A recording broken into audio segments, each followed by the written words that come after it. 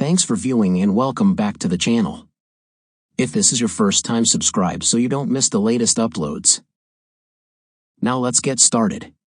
The story continued when another hunter, who previously mocking one of Seong Yun Han's team members, pressurized him to join one of the teams and even dared to challenge him. Seong Yun Han's formidable presence quickly quelled the dissent.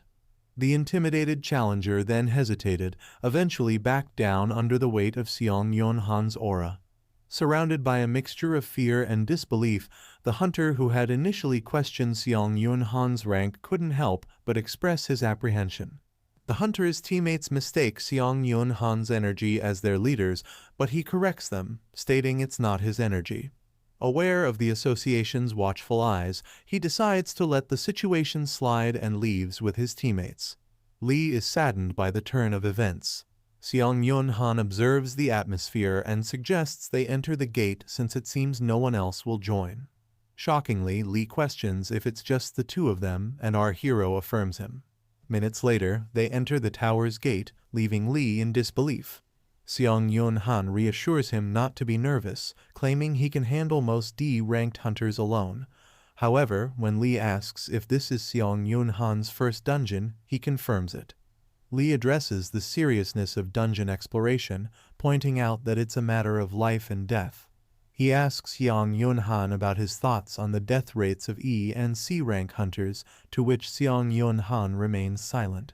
Lee explains the misconception that E-ranked hunters, aware of their weakness, are cautious, while C-ranked hunters, overconfident, have a higher death rate. Lee compares dungeon exploration to driving, emphasizing that overconfidence leads to higher accident rates.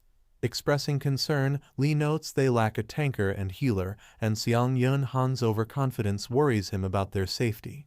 Seong Yun Han agrees, and Lee, despite being an E-ranked hunter, offers his experience to lead the party for safety. Seong Yun Han, though initially wanting to lead, agrees, appreciating Lee's concern for their safety. As they encounter a lizardman, Lee, aware of its weapon skills, decides to draw aggro while Seong Yun Han aims for an opening. However, the situation becomes a standoff. Seong Yun Han, feeling time pressure due to his limited return to Earth, intervenes and swiftly defeats the lizardman. He apologizes for rushing and asks Lee to lead from now on. As Seong Yun Han efficiently deals with incoming lizardmen, Lee is impressed by what he perceives as the fight of a super rookie. After Seong Yun Han collects monophyll cores from defeated lizardmen, beneficial for alchemy or crafting, he stores them in Lee's bag.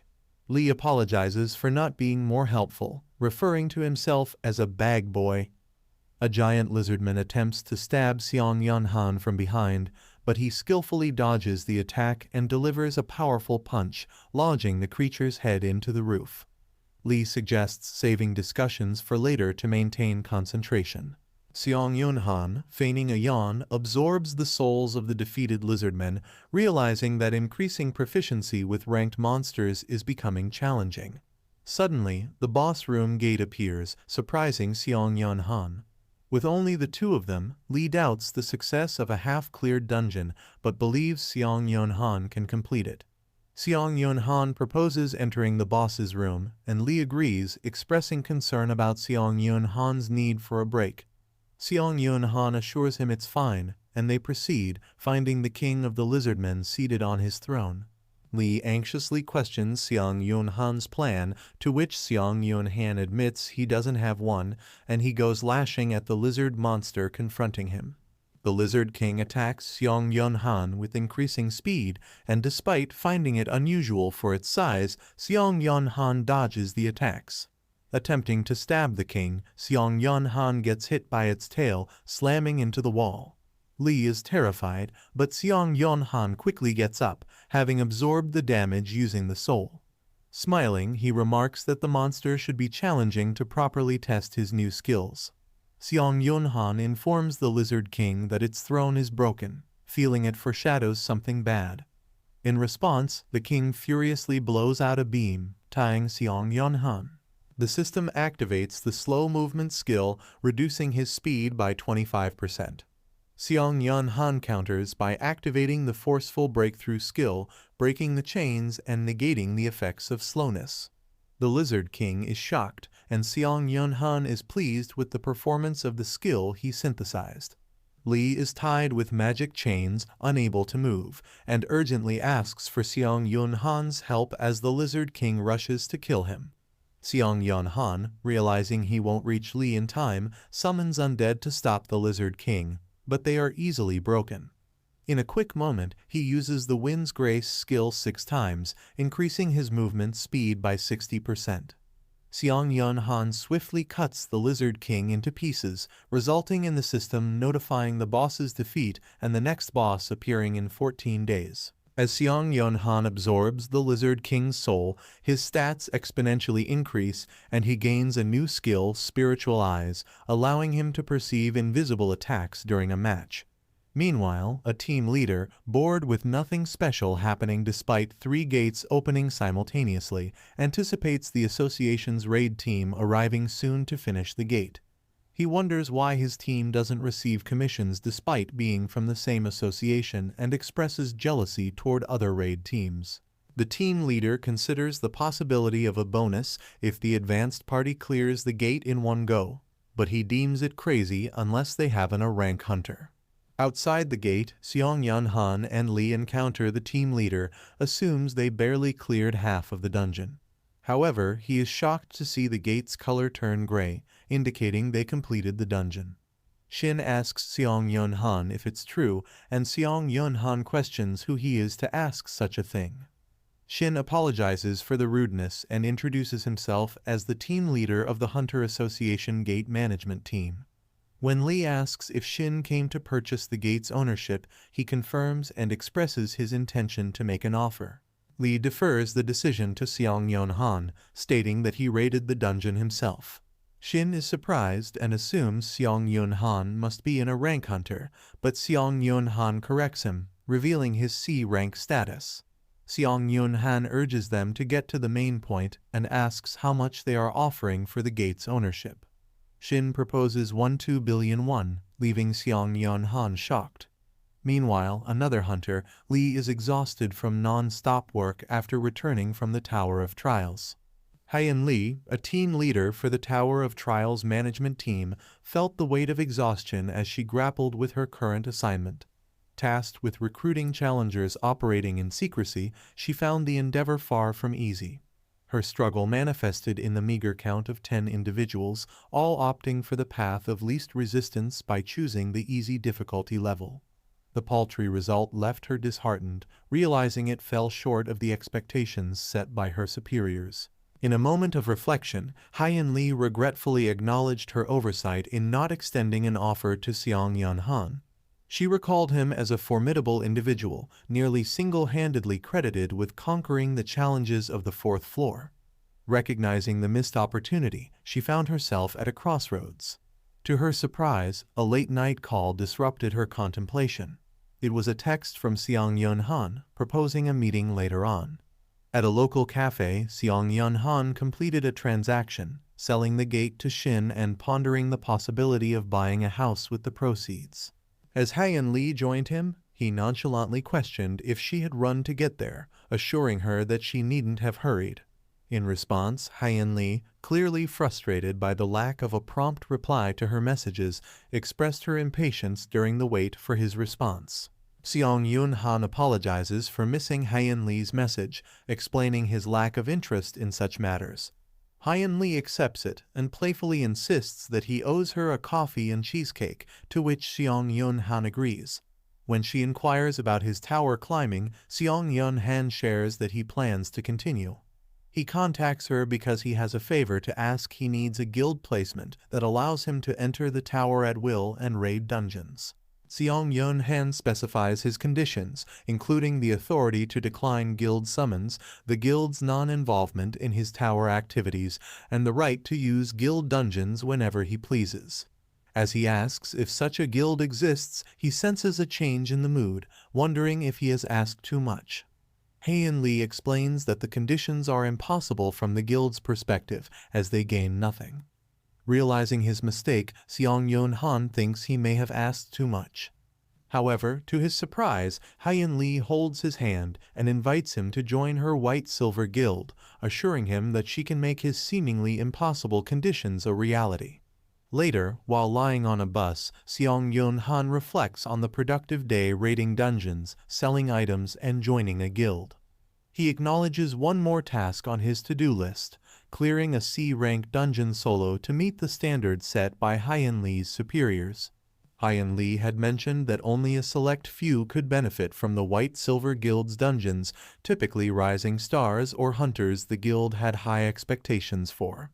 Seong Yun Han requested a C-rank dungeon to clear by himself, and Hyen Li assured him that she would ensure he didn't regret his decision.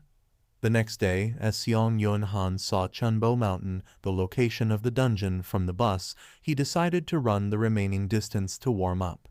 Simultaneously, Hyen Li arrived at the dungeon to make reservations for a gate raid. The managing team informed her that there was still plenty of time and she could sit under the tent. However, just as she was about to sit, Seong Yun Han arrived with incredible speed, causing a shockwave.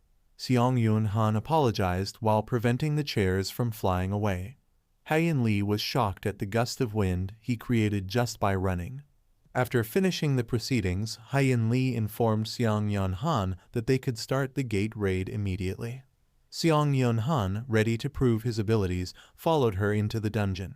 Inside, they found themselves in fields, and Seong Yun Han asked Hyen Li to signal him if she felt in danger.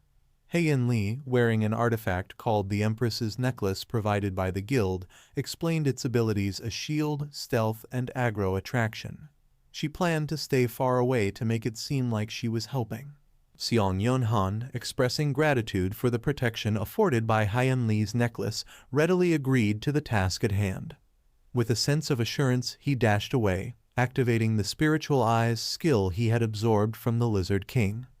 This newfound ability allowed him to detect invisible enemies closing in on their position.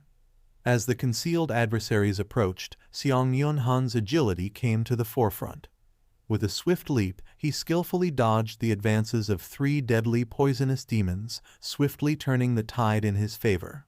Hyen Li, observing his exceptional combat skills, found her decision to invite Seong Yun Han into the dungeon validated. While demons keep emerging, Seong Yun Han, caught in the fray, unexpectedly triggers his seldom-used lightning effect. Amidst the chaos, a demon lunges at him from behind, but he narrowly evades, seizes its tail, and hurls it against a wall. Clearing the area, Seong Yun Han signals to Hyen that it's safe to approach.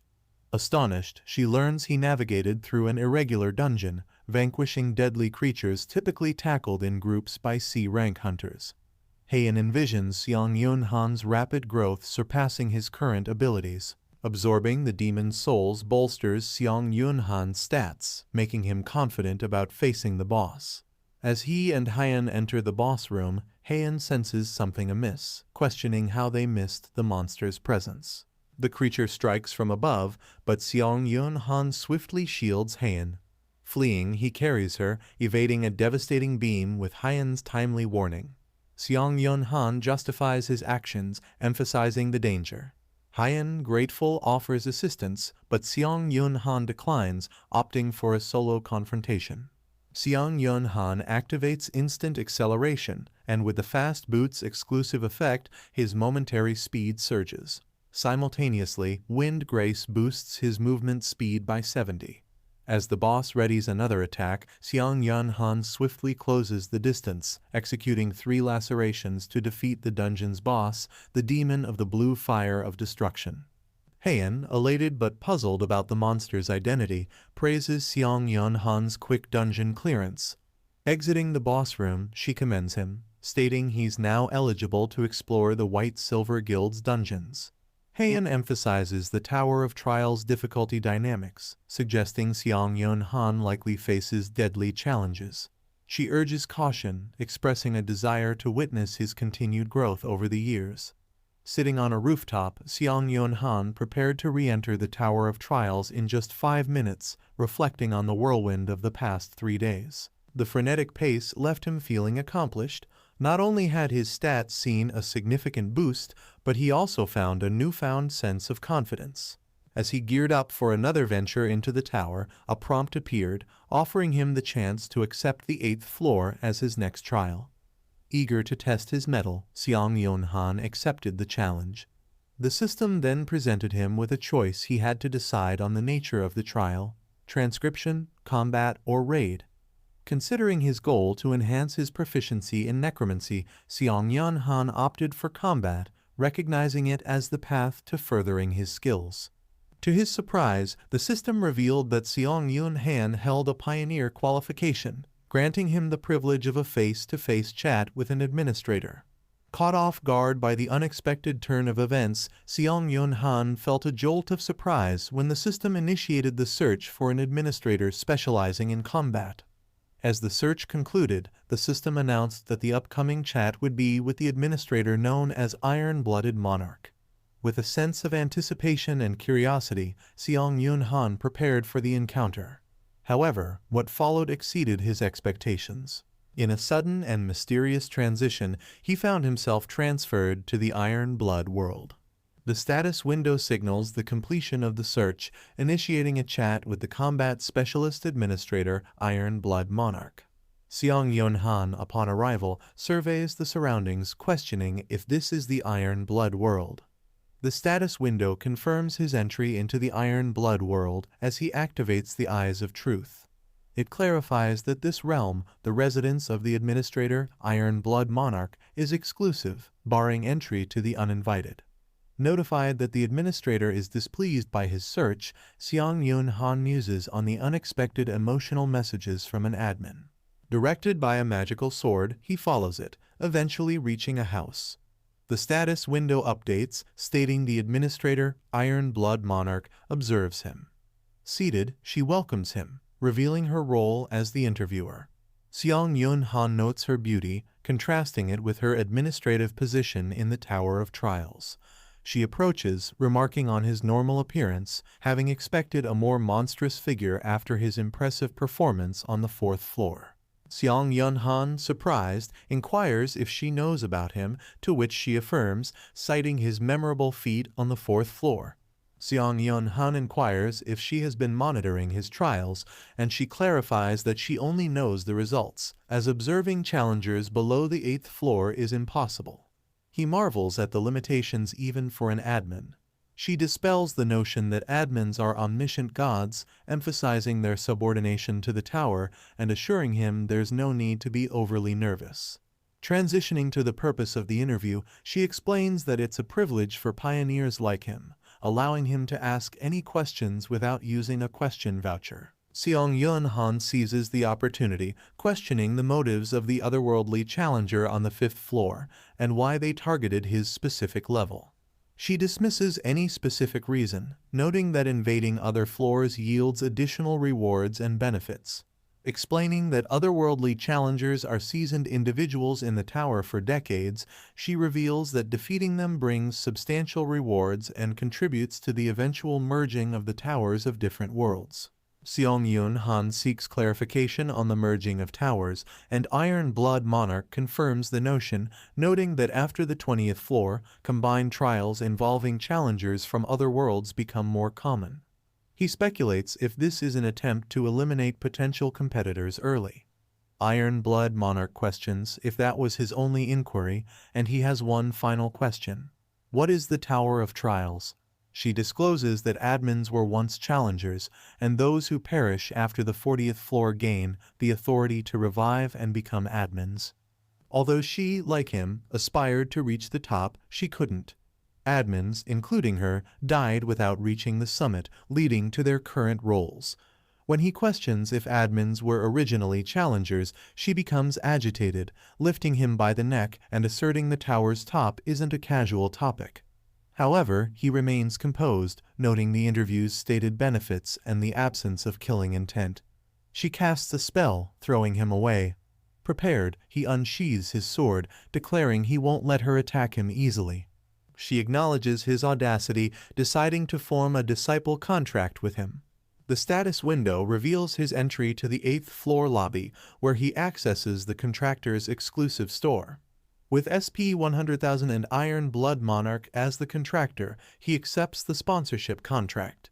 The status window confirms the establishment of the contract, creating a store where SP can be used and boosting all stats by 1 due to the contractor's bonus.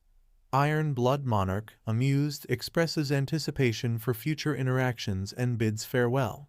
The status screen reveals the opening of the contractor's exclusive store category authority. Seong Han reflects on potential ranks within the store's authorities, pondering if the 8th floor unique authority differs from these. Wanting to explore further, he attempts to check the next page, but learns he lacks the right to do so until the lobby of the 10th floor. 3 available authorities are presented. Serene Mind, priced at 1000 SP, allows rational decision-making in any situation, having the duration of status effects like anger and confusion while increasing combat engagement. Iron-Blooded Soul, at 65 SP, enhances weapon-based skills proficiency by 232 times and provides a 10% starting proficiency boost for new skills.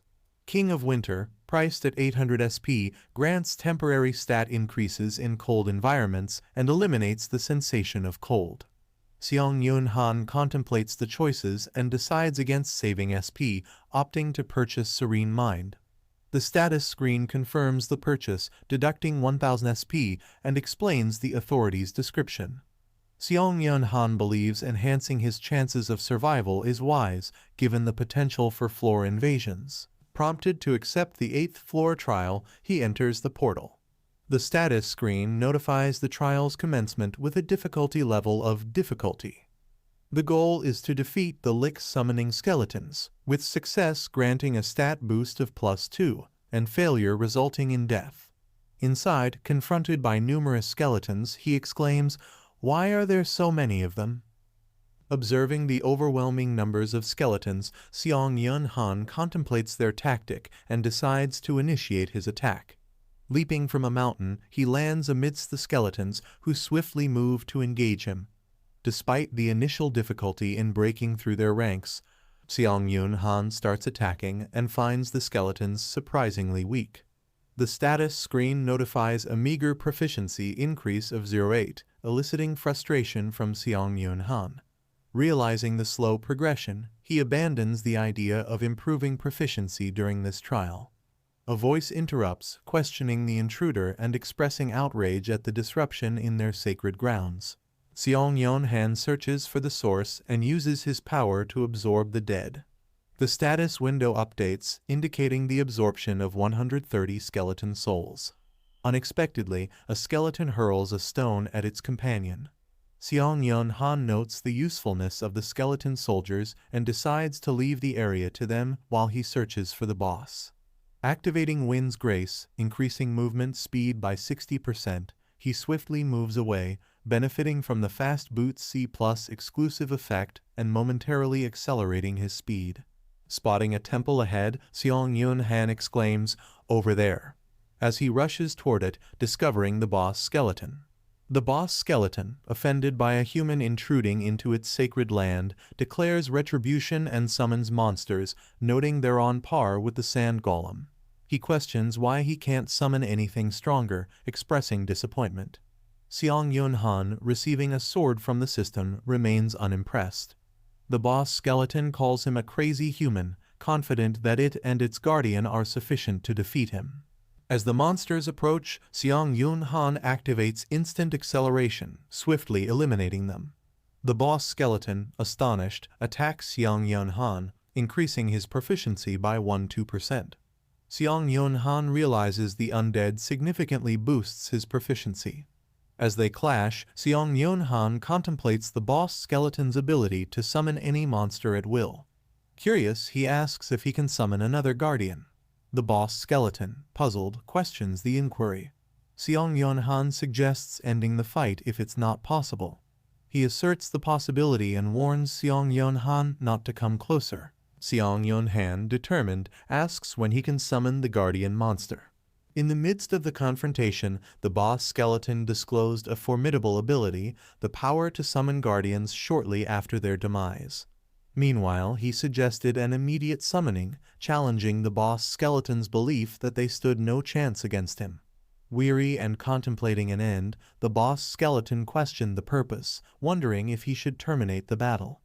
Unyielding, Seong Yun Han insisted on the summoning. The boss skeleton reluctantly agreed, opening the book to commence the ritual.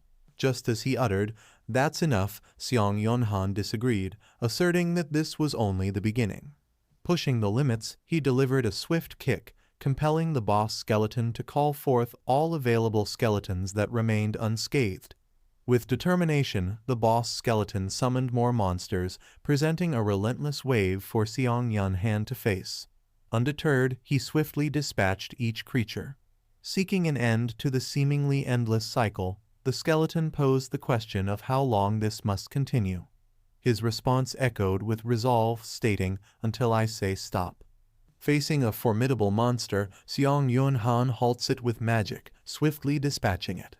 The status window updates, indicating a proficiency increase of 1-2% and the unique trait Necromancy reaching 100%, thereby advancing by 1 rank to C. Feeling the magical energy around him, Seong Yun Han acknowledges his newfound C-rank Necromancy. The boss skeleton, acknowledging the demon's fear and the impending curse after its death, notes the widening crack, implying its impending demise.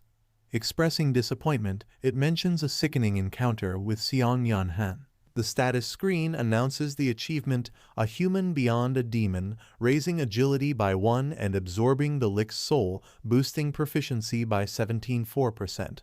Receiving rewards for completing the 8th floor, Seong Yun Han's stats increase by 2, gaining 30,000 points, 700 SP, and 300 SP. Transitioning to the 9th floor lobby, the system finalizes, with moderators now able to observe the trial. Restrictions on the question voucher are lifted, and Seong Yun Han can purchase C-rank skills from the skill shop. The status screen details his recent progress and provides information on the Necromancy unique trait's proficiency effects. Reflecting on the ability to absorb skills, Seong Yun Han remarks on its deceptive nature, particularly inheriting proficiency, deeming it a scam. Reflecting on the revealed probability of skill absorption, Seong Yun Han acknowledges the somewhat uneventful end to the 8th floor trial, but remains uncertain about the 9th floor. Recognizing the need for proper preparation, he contemplates using his sword more effectively. The challenge lies in his defense skills. The status screen presents the Hunter Dagger skill, designed for efficient hunting, increasing cutting force by 2.5 times and enhancing dagger technique knowledge. Having maxed out the Hunter Dagger skill, Seong Yun Han decides he needs a sword skill to replace it. He purchases Basic Swordsmanship for 25,000 points. The skill increases basic understanding of swordsmanship and boosts the cutting force of wielded swords by 1.5 times. Notably, this increase won't stack with another weapon skill.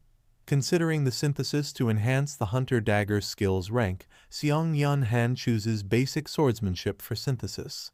The status window notes a level mismatch, centralizing the synthesis around the Hunter Dagger skill.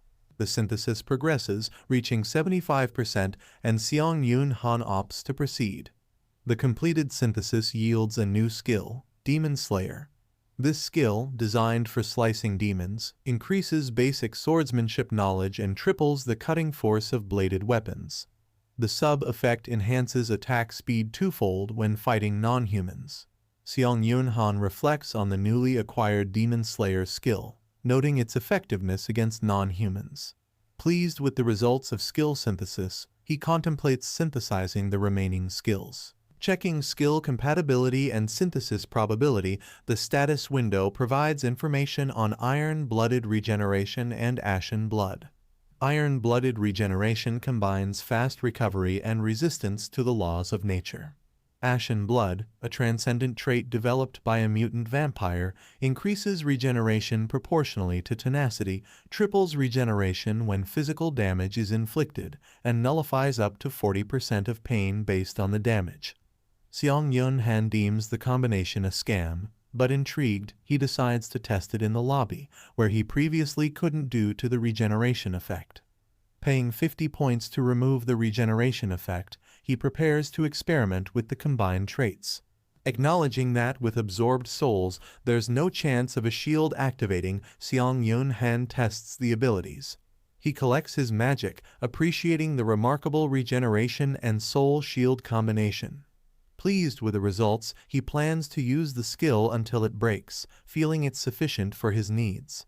With nothing special to consider in the community and no more time to wait, Seong-Yoon Han enters the portal, reaching the 9th floor of the Tower of Trials. The difficulty is hard, and the trial involves a fight. Will RMC be able to survive the 9th floor?